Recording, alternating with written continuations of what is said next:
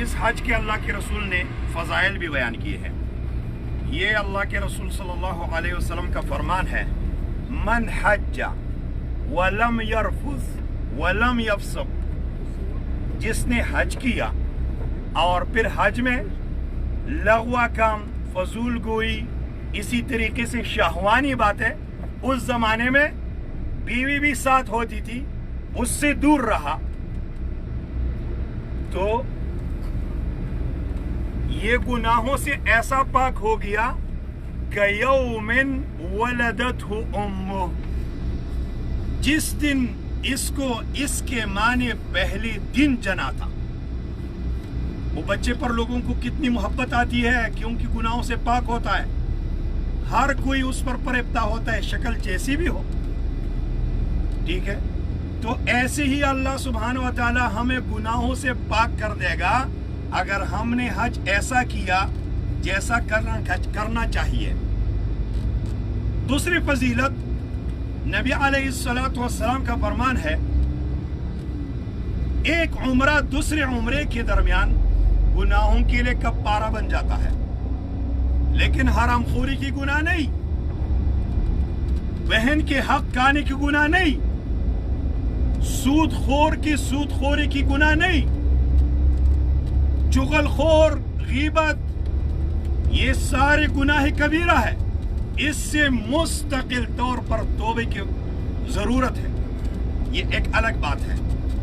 تو یہ گناہوں سے پاک ہو جاتا ہے. اللہ کے رسول کا فرمان ہے، گناہ یہ عمرہ اس کے لیے کفارہ بن جاتا ہے. اور پھر فرمایا والحج المبرور لیس له جزاء الا الجنہ.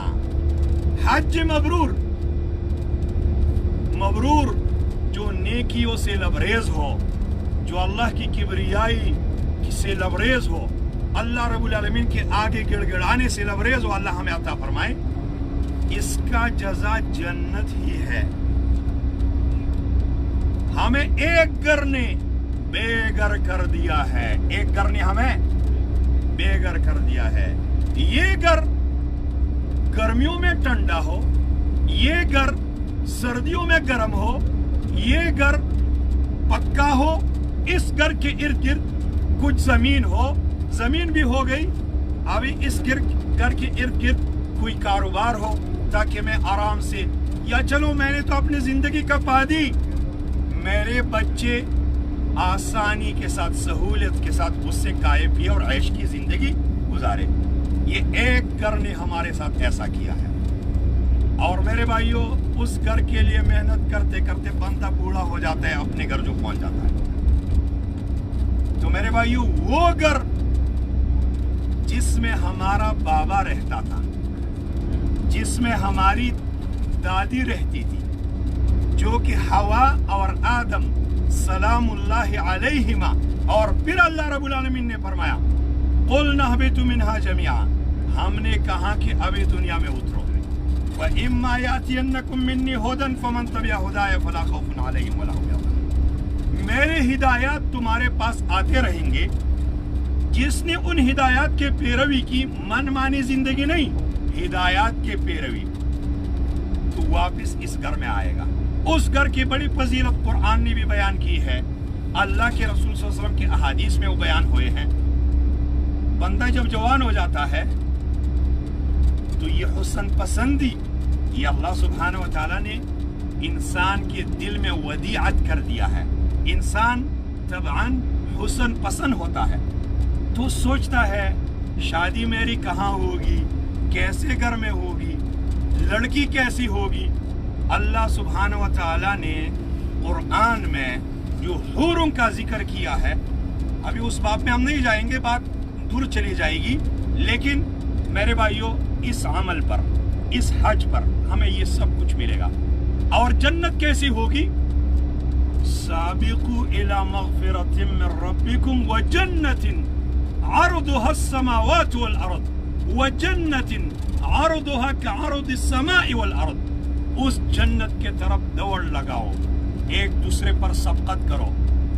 دنیا میں مجھے معلوم ہو جائے کہ اس ساتھی کو اتنی تنخواہ ملتی ہے، اس کا یہ کام ہے، مجھے بھی وہاں تھوڑا ذرا سا جو ہے نا سرکنے کی جگہ ملے کہ میں بھی وہاں داخل ہو سکتا ہوں، میں رہتا ہوں اس کو پائے بغیر ایڑی چوٹی کی زور لگا لیتا ہوں، اور یہاں ہمارا جو آنا ہے سعودیہ میں یہ اس کے لیے بین دلیل ہے۔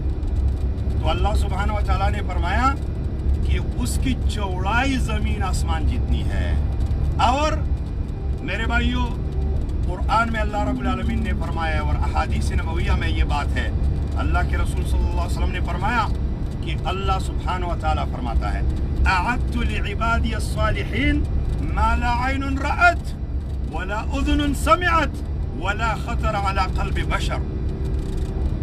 اللہ فرماتا ہے میں نے اپنے نیک بندوں کے لیے وہ کچھ رکھا ہے جو آنکھوں نے دیکھے نہیں ہے۔ حالانکہ آنکھوں نے بہت کچھ دیکھا، آنکھوں نے اپنے آپ کو آسمان اور زمین کے درمیان فضا میں اڑتے ہوئے دیکھا، آپ لوگ پہنچ گئے۔ آنکھوں نے 150 چھت بلڈنگ بھی دیکھے، آنکھوں نے بہت کچھ دیکھا، لیکن وہ ایسی جگہ ہے جو آنکھوں نے نہیں دیکھی ہے۔ یہ جو سینتریاں مختلف طور پر ہمیں ویڈیوز میں آتے ہیں نا، ان کو دیکھنے میں اگر جنت کے شوق کو اپنی دل میں بڑھاؤ گے تو میرے خیال سے یہ موبائل کا ایک فائدہ ہے۔ تو میرے بھائیوں، دوسری بات ولا اذن سمعت، وہ جگہ ایسی جگہ ہیں جن کے بارے میں کانوں نے کچھ نہیں سنا، ولا خطر علی قلب بشر، دل پر وہم گمان بھی نہیں گزرا کہ ہم ان کو کہاں پہنچائیں گے۔ اللہ اکبر۔ اسی طریقے سے کئی ایک اور آیتیں ہیں۔ تو اللہ سبحانہ و تعالی اس حج پر ہمیں وہ کچھ دے گا، فلہذا طواف کرتے ہوئے، میقات میں پہنچ کر غسل کرتے ہوئے، احرام باندھتے ہوئے، سارے اعمال کی ادائیگی کرتے ہوئے جنت کی تصور ذہن سے نہ چھوٹے۔ سورۃ الرحمن کے آخر میں اللہ نے جو کچھ بیان کیا ہے، اللہ اکبر، دل پگھل جاتے ہیں اس حسن کے لیے جو اللہ نے ان کا بیان کیا ہے۔ تو میرے بھائیوں، اس عمل پر اللہ رب العالمین وہ جگہ دیتا ہے، اور بھی بہت سارے فضائل ہیں۔